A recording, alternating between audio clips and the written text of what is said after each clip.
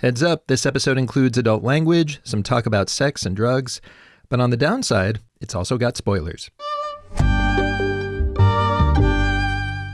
So today, I'm going to tell you the story of an incredible moment in a 90s American gangster movie. And it all starts with the birth of a band I bet you've heard of at an 80s British nightclub. Let me take you back to that night, a Sunday in London, 1988. Club called the Africa Centre. Outside the entrance, hundreds of beautiful people mill around. Now zoom in on one of them, a gangly, red-headed musician with an appropriate nickname. Yes, I'm Simon Law, otherwise known as the Funky Ginger. He's there with his sister, who's a singer, and he's holding a thin white cardboard box. Inside, a stack of vinyl 12-inch singles, fresh off the presses. A dance track the two of them just cut. And they want to put it in the hands of the mega-popular DJ collective inside the club, called Soul to Soul, and their ringleader, DJ Jazzy B. We used to laugh because it was like you'd have the 12-inch boxes, and they really did look like pizza boxes. You'd say to the bouncers, I'm just bringing a pizza for the DJ. They knew what that meant. You had a 12-inch to give to the DJ, they let you in. And one of the biggest thrills of that whole situation was that we now got free entry and skipped the line getting into Africa Centre Club. Because honestly, the crowd outside was as big as the one inside. It was about 500 people max, and there was always 500 people queuing to get in. And we just skipped the line, went straight in. It was so cool. Oh, my God. It was the equivalent of getting on the VIP line for like Studio 54 in the 70s or something. 100%. Yeah, that was our Studio 54. Records were being made there. Records were being broken there. Things that Jazzy played, new things that he played, became hits. Inside the Africa Club, it's easy to see why Londoners of every race wearing their ravey finest are blissing out to the Soul to Soul DJ's funky flow of records, past and present. You know, they started off as a reggae sound system, but then they started playing soul music, all these different kinds of music, seamlessly woven together with a very beautiful vibe, which was all about dancing. Jazzy's favorite saying was, if you're not dancing, you can fuck off home, you know. And he'd say that regularly on the mic. But as Simon winds through the crowd towards the DJ booth, pizza box full of vinyl in hand, the music stops, and Jazzy makes a different announcement on the mic. For the first time ever, he's about to spin a tune composed and performed by Soul to Soul. It was the tune Fair Play. That was their first single. Mm-hmm. And it was like the crowd, he built it, you know, he said, this is our own music. And it starts with a really heavy groove, heavy beat. Baby, baby. The crowd didn't move at all. Everybody was like mystified. And then I just remember it vividly. The energy spreading out amongst people and people starting to groove. And by like about a minute in, everyone was just going nuts. Because they could feel it, like this somehow distills down everything that this scene is into this tune, you know.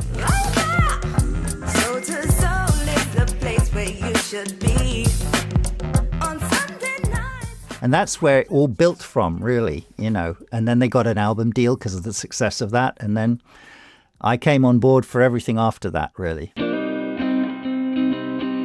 Yeah, Simon's own single did okay, but he'd go on to make way bigger waves as a member of Soul to Soul, a band whose energy spread out of UK dance clubs around the world, and a decade later into the opening scene of a movie that was going to make hip-hop history.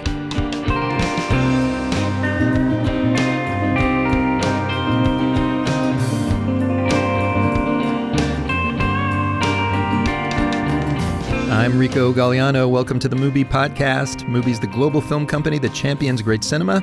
On this show, we tell you the stories behind great cinema. This is season 11. We're calling it Needle on the Record Side 2. This is the sequel to our season a while back, all about needle drops. Those moments when filmmakers take a tune, drop it in their movie, and magic happens. This time around, we're focusing on UK music of the 80s, and you are not going to find a more mesmerizing use of that than the opening minutes of the 1998 movie Belly. First and only film by superstar music video director Hype Williams, who used an ethereal soul-to-soul track to set the tone for what was billed as a black gangster movie. but looks and feels like some kind of crazy fever dream. Because that's kind of what inspired it. Really, I started writing the amazing dreams that I had while I was in the coma for 2 weeks. That is Anthony Bodden, who co-wrote the movie's story with Hype, and I talked to him, Soul to Soul's Simon Law, of course, hip-hop historians, and BAFTA award-winning director Akinola Davies Jr. about a film that totally mystified critics back in '98, but left a mark on music and movie makers into the 21st century. On the one hand, it's like a gangster film, but visually it was the most incredible representation of black skin on camera I probably had ever seen, probably still to this day. So open your eyes, mind, and ears as we drop the needle on Belly.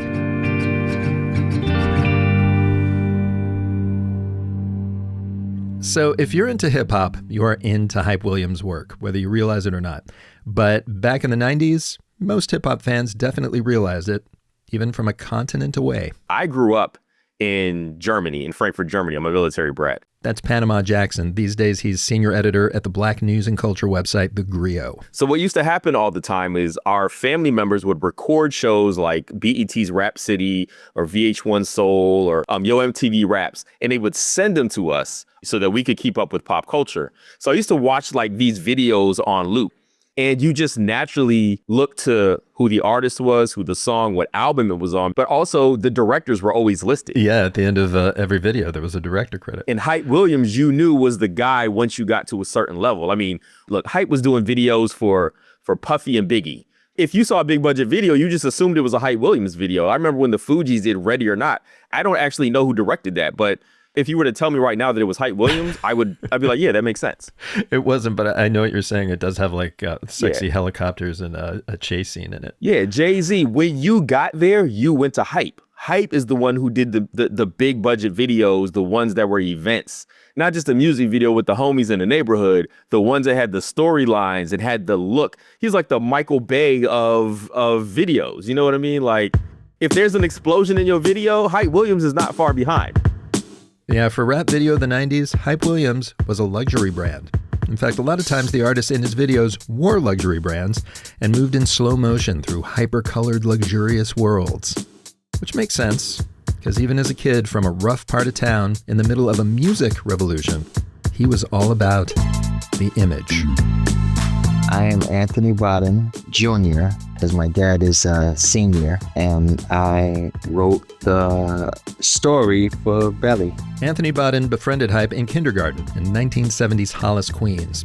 And they were around in the 80s when Hype's high school, Andrew Jackson High, started minting rap royalty. Run DMC went there, and Ed Lover went there. Ed Lover from Yo MTV Raps was a good friend of ours at the time. And LL Cool J was in the neighborhood. But while Bodden got deep into the music and started writing lyrics and rapping himself, his pal Hype got way into a different corner of hip-hop culture. Hype was a graffiti artist. I was doing rap and Hype was doing graffiti on trains and stuff. He was doing crazy stuff. He would sneak into the train station and go to the end of the train where everybody was at, and he would tag the train up. Even then, his style was kind of highbrow, influenced by street artists like Keith Haring and Basquiat, and pop art of all kinds. Like European magazines.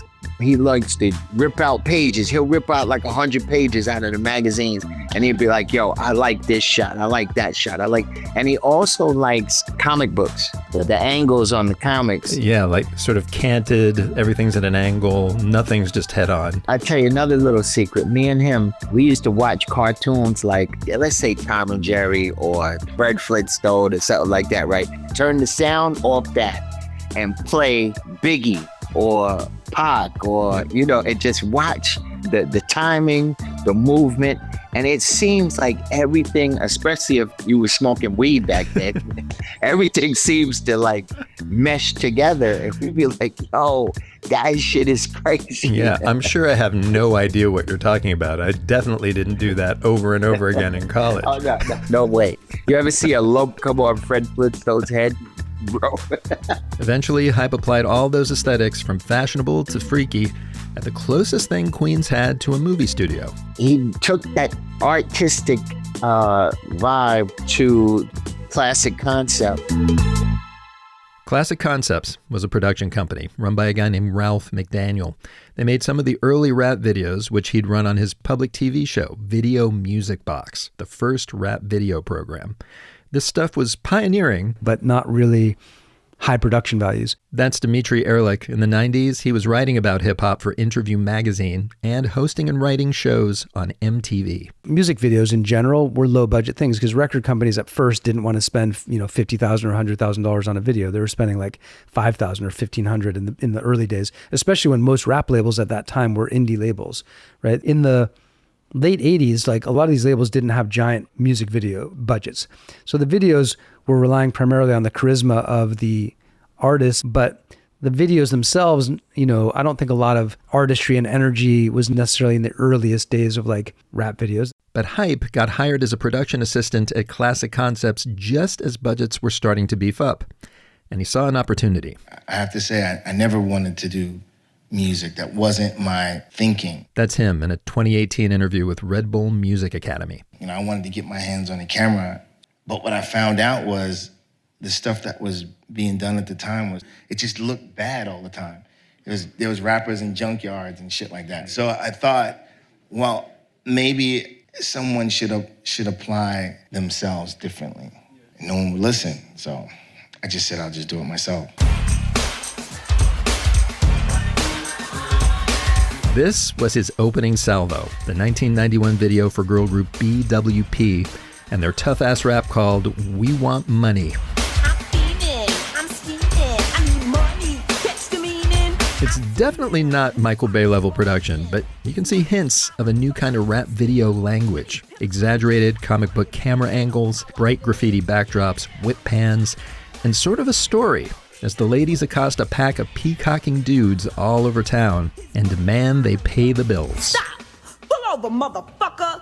You forgot the rents to suck a deer! Hype Williams was not alone, but was one of the people to kind of bring super saturated, vivid colors and more of a cinematic eye to making videos, just vivid, intense, fast-paced edits. When Hype Williams made the shift from music videos to film, people were like, ooh, this guy's bringing the aesthetic of music videos to film. But I think actually it was the opposite. I think he was kind of brought a cinematic eye to music videos.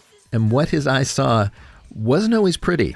Over the next year, he made 5 videos, getting tougher and more surreal. This clip for Cuddy Ranks' dancehall reggae track Living Condition has a grimy sepia look, and dancers grinding in a corner of a derelict warehouse, backlit by live flames.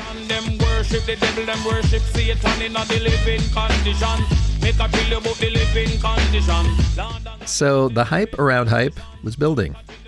But meanwhile, his kindergarten buddy Anthony Bodden was heading towards a fire of his own. Bodden had been rapping for a while around Queens, over beats spun by a friend, DJ and soon-to-be legendary rap producer Irv Gotti. But then, he made a move. First of all, I got married, and I had my first baby. So I decided to say, you know what? I'm going to get a job, and just like my dad told me to. And I'm going to do the right thing. So I moved to Maryland because prices in Baltimore were a little different than I got here in 91. By 92, I crashed, probably doing about 60, 70 miles an hour, head on with a truck. My friend died in the car. They flew me to shock trauma. They just opened up shock trauma in Baltimore. They got me there 7 minutes. I went into a coma. I was in a coma for 2 weeks. I had a tracheotomy in my throat. I was on life support. It was like I met God at that time. I wake up and pretty much the first cat that was by my side was Hype and Irv. You know what I mean? Those are 2 guys I really remembered being there. And Hype said to me, he said, listen, I'm glad you're awake. I'm glad you lived through it, but we're going to make a movie when you get out of here. And I said, what? We're going to do a movie? And he said, yeah, we're going to do a movie. So start writing your story. So I couldn't speak. So they gave me a pen and I started writing the amazing dreams that I had while I was in the coma for 2 weeks first. That was really like I had an out-of-body experience there. Sure enough, what he and Hype eventually came up with was a story of two friends trying to get by in a rough part of Queens, all of it told in a way that totally feels like an out-of-body experience. I sold my soul to the devil. Price was cheap. It was cold on this level, because it's twice as deep. One of the friends is Tommy, played by rap star DMX. As the movie begins, he spits a jaded rhyme in voiceover about living a life of crime. I got to make my rounds. I do whatever for the dollar. Fuck 'em. And then there's the other guy named Sincere, who's exactly that. Helping Tommy do crimes, but only because he's got a wife and a kid named Kenya to support. We had Kenya this past year. Yo, when shit gets crazy, they keep me sane. That's him, played by another rap genius, Nas, in another voiceover. And that's the movie's whole vibe. It's like all these voices in your head and luscious images streaming by like dreams or nightmares. Early on, Tommy decides to ask a Jamaican kingpin named Ox to supply him with heroin. Who is it? Tommy, I'm here to see Lennox. Hola. And the whole thing's shot in the dude's opulent living room, while Hype woozily dissolves back and forth between the soccer game on a nearby TV and Ox, veiled in hash smoke, laying down the law with his super thick patois. Don't you ever bring scared business to me. You're looking at the toughest rascal Jamaican in the United States of America. In scenes like that, time seems to crawl. But then, it races. 1 minute, Tommy and Sincere's crew are taking over the drug trade in Nebraska. We got settled down in Omaha, selling dope, getting money. The next, Tommy's assassinating a guy in Jamaica. And then the story starts taking these political, spiritual turns that Anthony Bodden says he also pulled from a kind of alternate reality. He who controlled the dance floor controlled the people. See, he and Hype worked on the story of Belly over literally years, while he worked as Hype's assistant on bigger and bigger videos. And I want to focus on this one from '95, Tupac's California Love. I don't want nobody beating up the dance floor, The video's basically a mini-movie that pays homage to the post-apocalyptic story and look of an actual movie. I love Road Warrior, and that Tupac video is definitely, that's freaking Road Warrior all day. If you check it out, Road Warrior. but I can't hear that! Now, Bodden says that wasn't only because Hype thought the movie was cool. It's because back in the 90s, his whole worldview, and Bodden's, and a lot of folks in the hip-hop worlds, was kind of apocalyptic. At the time, we were really into conspiracy theories. We were reading a lot of crazy books. Like, let me tell you, we were thinking the world was going to end with Y2K. Not just because of the Y2K computer bug people were already saying could make global infrastructure fail. There was talk about like a conspiracy to kill black leaders at the turn of the century. Just to set off a real internal war, and everything's going to change, everything's going to be crazy, this going to happen, that's going to happen. So sure enough, towards the end of Belly, as New York City celebrates New Year's Eve 2000 in Times Square, Tommy gets sent on a mission to kill a Nation of Islam leader, while Nas's character, Sincere, decides to bail out of the criminal world and out of America. The year 2000 was coming, and Y2K was coming, and Nas was going to Africa. He was going to fly there so that he could raise his baby in peace and start farming, and no more selling drugs, no more shooting, you know what I mean? Yeah, so kind of withdraw from the civilization because it was coming down. Yes. I thought, let's go off the grid. Let's go off the grid over in Africa and reestablish the umbilical cord between the brothers that are all over, because they're really not united. So, Belly's a gangster movie, a long-form music video, a millennial nightmare, a morality play, a call for black unity, all wrapped up in these head-trip visuals. And for Panama Jackson, it's both a mess and hypnotic. Like, if you were making a movie and you weren't sure you were ever going to get another one, and you were like, I'm going to put everything in it that I can, that's what this is. That's what Belly is. Like, I'm just putting everything in here. Including a soundtrack that sounded as stark and startling as the movie looked. And Hype knew just the tune to start with. Soul to Soul stripped things down for the ultimate nightclub scene. That's coming up in just a minute. Stay with us. All right, everybody. MUBI is the global film company that champions great cinema, bringing it to you wherever you are in as many ways as we possibly can. We stream movies, we produce them, we distribute them in cinemas. Movies from any country, from legendary auteurs to brilliant first-timers. We've always got something new to discover. And something I bet you're going to want to discover on MUBI as soon as you finish this episode is a movie called My Father's Shadow. That is the Cannes Award-winning debut feature from Akinola Davies Jr., who you're going to hear from in the next act, talking about the visual impact Belly made on his work. Story-wise, though, My Father's Shadow is in a way different vein. It's about a dad in Nigeria who re-enters his two sons' lives to take them on a trip from the countryside into the big city of Lagos. This is just a gorgeous, huge-hearted movie. Akinola won Best Director at the British Independent Film Awards for it. By the way, since we're talking about music, it also features an incredible score by the indie musician C.J. Mira and Duval Timothy, who has also produced for the likes of Kendrick Lamar. Also, go back and listen to our MUBI podcast interview with Akinola about My Father's Shadow. He's just a sweet, super smart guy. That movie is streaming now on MUBI almost globally, and you can watch it by subscribing at MUBI.com. As usual, we have all the links and info you need in the show notes of this episode. Speaking of which, let's get back to the episode.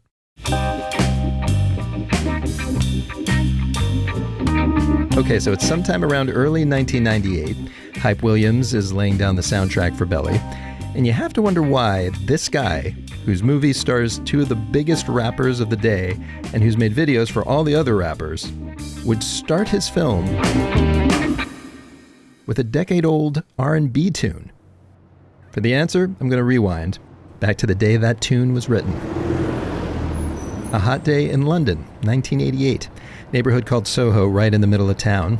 And Simon Law, the funky ginger, is strolling down Kingly Street for one of his first recording sessions with Soul to Soul.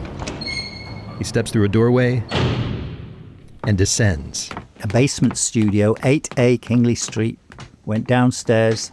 All that early Soul to Soul was written and put together in that little studio that was a sweatbox in the summer, you know. No fancy business at all, but it had so much vibes. In the end, after the success of Soul to Soul, I had so many people coming down there, like Shaka Khan came down there, JT Taylor of Kool and the Gang was down there. Oh my God. But that'll all come later. Today it's just Simon, Jazzy B, and a beat inspired by a classic 1972 soul single. Ladies and gentlemen, we have the Honey Drippers in the house tonight. I remember Jazzy came in, and if I'm thinking back now, he probably was channeling the Honey Drippers' Impeach the President beat, you know.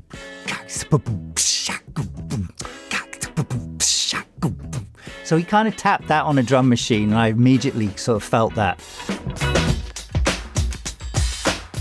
And I had some chords.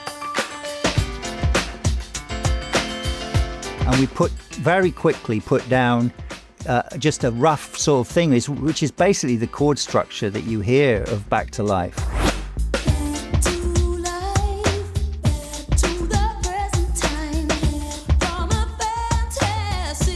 Later, Soul to Soul singer Karen Wheeler added lyrics and her trademark killer vocals. An outfit called the Reggae Philharmonic Orchestra filled out the sound. And in 1989, Back to Life became a #1 hit across Europe, top 5 in the USA, won a Grammy. I mean, I was into indie rock in '89, and even for me, this song, and especially its chorus, evokes the era. But here's the thing, this Back to Life isn't the one Soul to Soul put on their actual album back in '89. The album version sounds like this.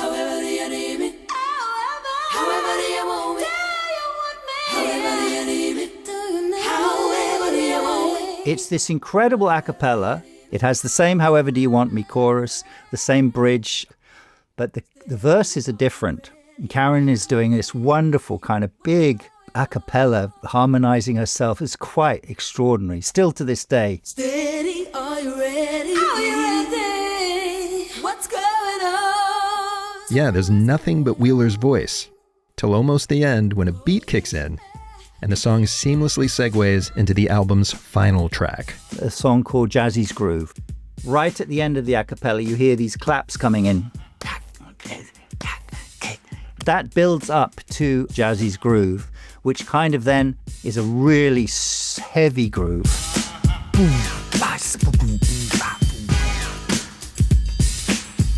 And it's just a magical moment, even to this day. I've heard it a million times, and I'm still thinking, that was a masterstroke.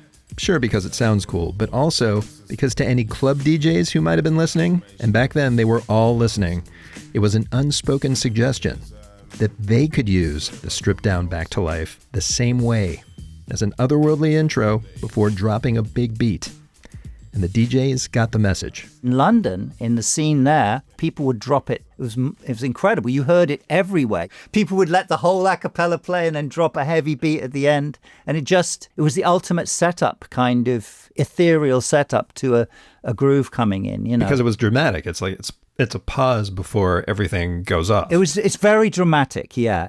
And Anthony Bodden says before long, his hometown DJs were doing the same thing. That is a Queen's anthem. We love that record. Irv Gotti was DJ Irv at the time, and he used to put that record on his tapes. And to mix it with, that's all the great DJs from Queens used to blend records where they would rock R&B and hip hop together. It's like cookies and cream. You know what I'm saying? So in Belly, Hype followed suit, using that smooth R&B track like the calm before he sets off a storm.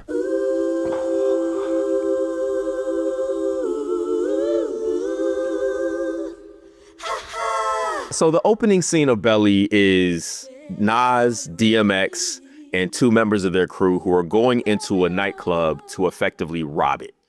Not even effectively, they're going in to rob it. Steady, are you ready? Are you ready? What's going on? What's going on? They walk in with a stripped down version of Back to Life by Soul to Soul. Walking in, but slow-mo walking in.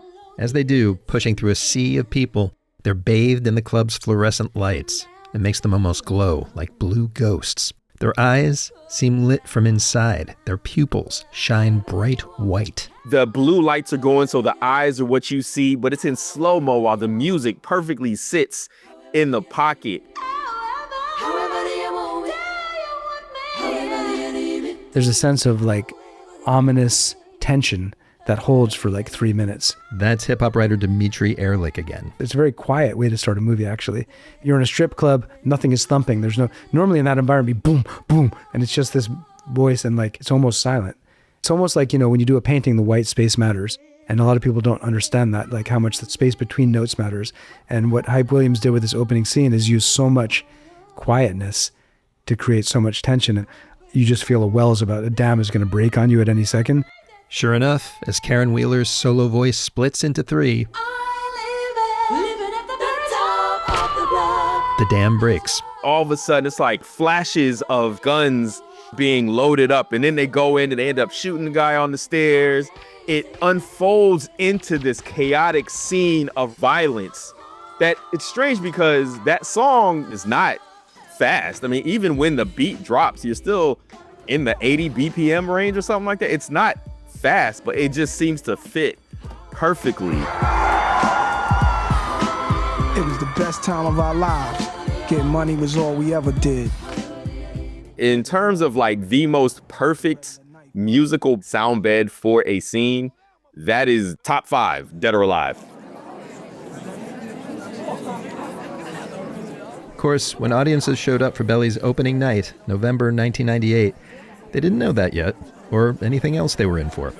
But Panama Jackson says hip-hop fans had a feeling they were in for something different, even in a decade where black movies and black gangster movies like Juice had been all the rage. New Jack City or Juice, these are all Spike Lee movies, right? These are filmmakers making films.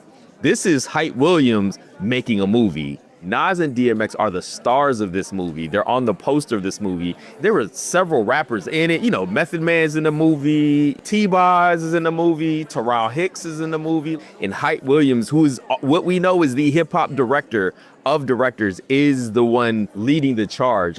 It just felt like this was a movie for us, by us, for hip hop culture. So it was like a Spike Lee movie might have hip hop in it, and he loves hip hop, but this was going to be hip hop making its movie. Yes, it felt 100% internal to and of the culture in ways that other things didn't. And he says the movie announced itself that way right from the jump. It's in the prologue just before the nightclub robbery scene. While DMX spits that rhyme in voiceover about the thug life, I sold my soul to the devil. Price was cheap.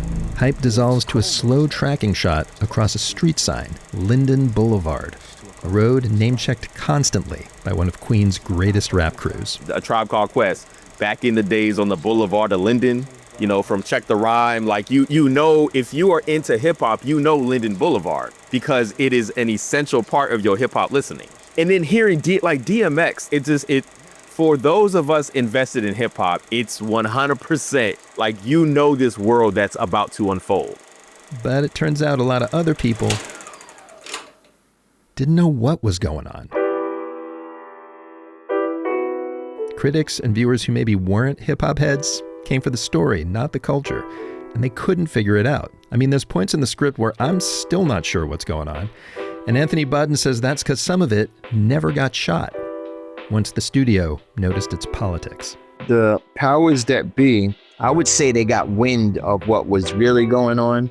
They pulled us in the office and they said, I want to know on page XYZ, what are you trying to say, sir? They were like, why is Nas going to Africa? Why is, all of these kind of things. Did the script get rewritten basically because they were, worried about it? Well, let me tell you, every time they pulled a page out, they did not add a page 2. And they took about 30 pages out of the script. So that's why you have a big jump. Nas is talking about he got shot, and then next thing you know, he's talking about let's go to Africa.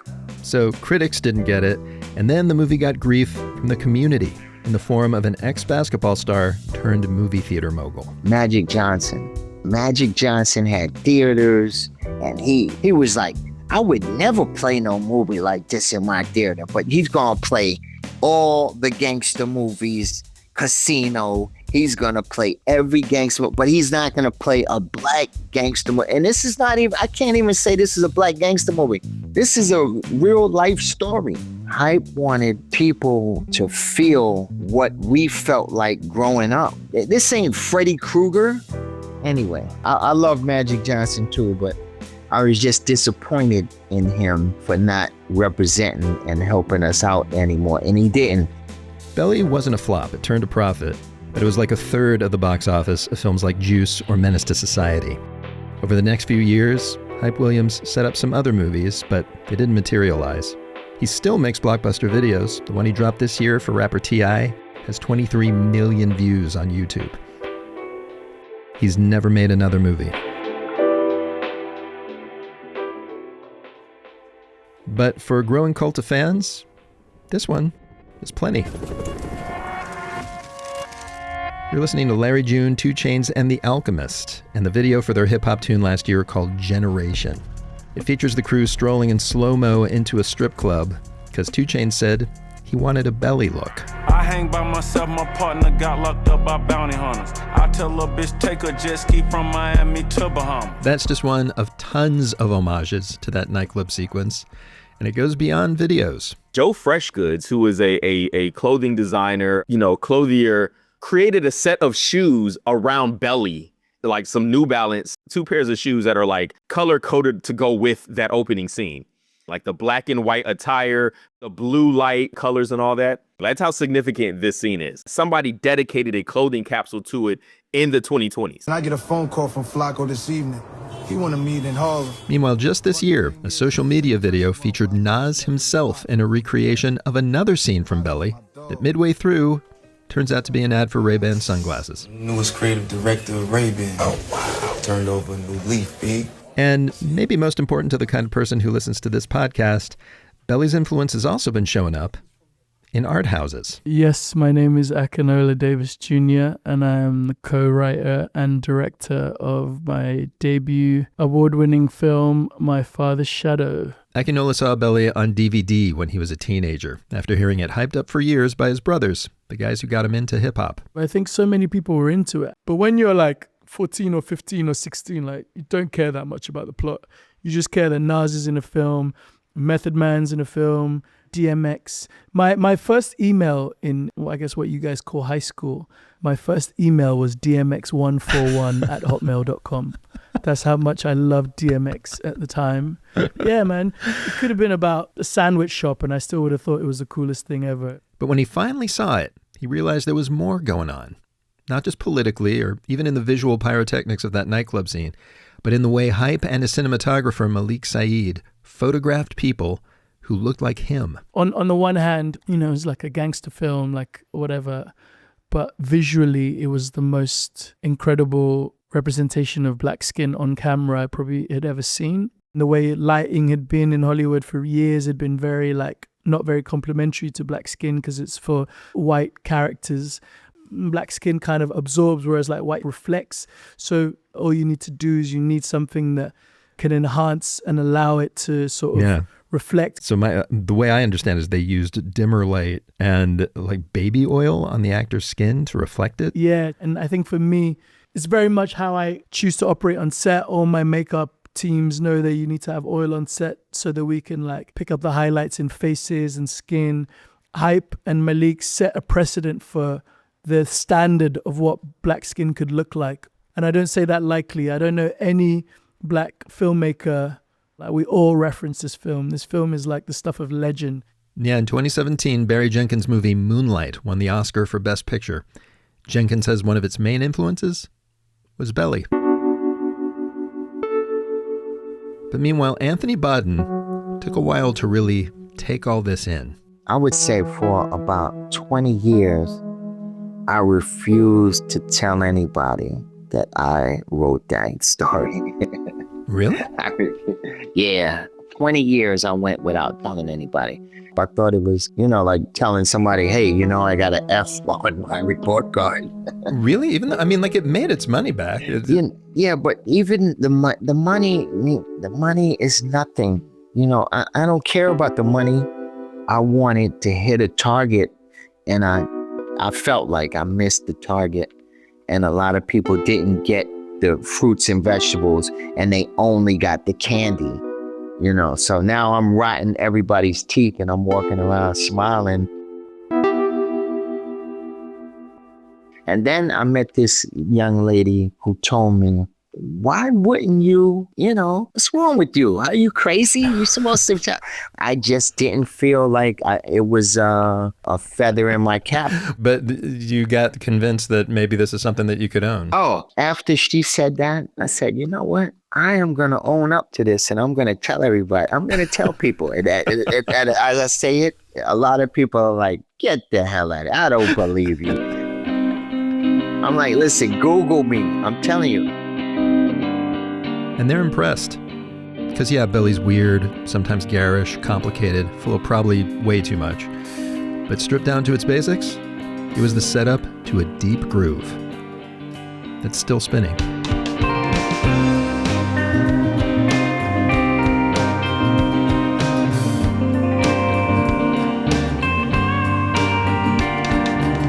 And that's the MUBI podcast for this week. In a couple of weeks, we will wrap up the season about great movies with great music. But next time, a special episode that kind of touches on the same topic.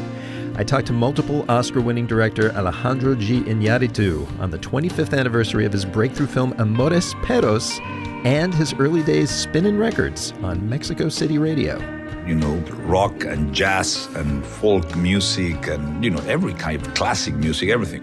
I think I'm much more into music than in films, let me put it that way. Also in on that conversation is the movie's legendary cinematographer, Rodrigo Prieto. He and Alejandro have a blast reminiscing together. It was a joy to listen to. Follow us so you don't miss it. Till then, if you love the show, seriously, hit pause and leave a 5-star review right now wherever you listen, won't you? Let the world know we're not your standard movie chat show. You can also find me on Threads or Instagram at Rico Galliano. That is Rico, G-A-G-L-I-A-N-O. Happy to wax nostalgic with you about 90s hip-hop or indie rock. And now let's roll credits. This episode was written, hosted, and edited by me, Rico Galliano. Kira McAniff is our producer, along with assistant producer Kat Kowalczyk. Jackson Musker is our booking producer. Mastering by Stephen Colon. Martin Ostwick composed our original music. Special thanks this week to Louis Nash for taping Akinola, and to Peter, Therese, and Karina Lesser.